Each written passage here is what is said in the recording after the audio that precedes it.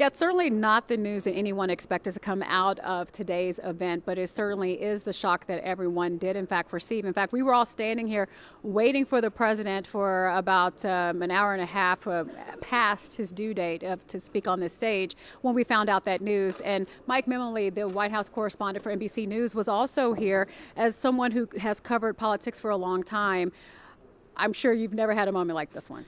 No, I've been covering President Biden for 16 years now, and I don't think I've seen the last 24 hours quite in the years I've been covering him. But think about what this event today was supposed to be accomplishing for this campaign. This whole trip was meant to kind of be a reinforcing shot of momentum for him at a time when Democrats want him to step aside. Just today, Adam Schiff, congressman from California, saying he should step aside. Chuck Schumer, according to reports, potentially told him the same message in private over the weekend. So the president wanted to be out among voters in this very important battleground state to show the rest of the party that he still has that support and that he can still take the message to them, but then he couldn't even take the stage tonight.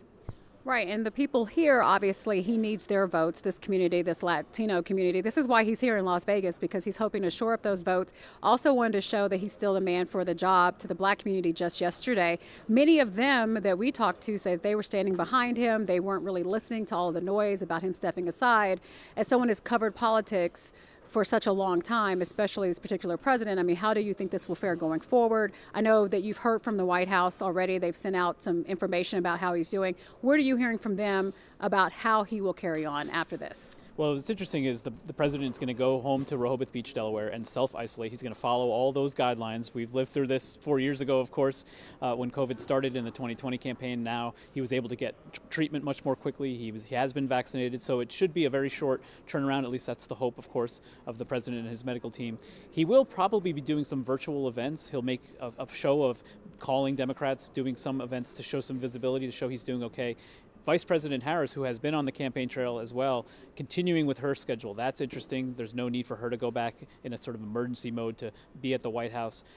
She may end up filling in for the president to do some events while he is not able to be on the campaign trail. There are a lot of Democrats who want to see her maybe permanently fill in for the president, but this will be an important moment for the Biden campaign to show that he is still in this race as well.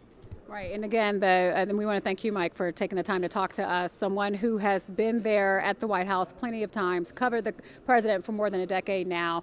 But this is the situation that we're in. Even though they're trying to do their best to try to temper everyone's fears of what could be happening going forward, saying he feels good, it's mild symptoms, time will tell not only how his party is taking this news, but also how the electorate is taking the news. Back to you guys.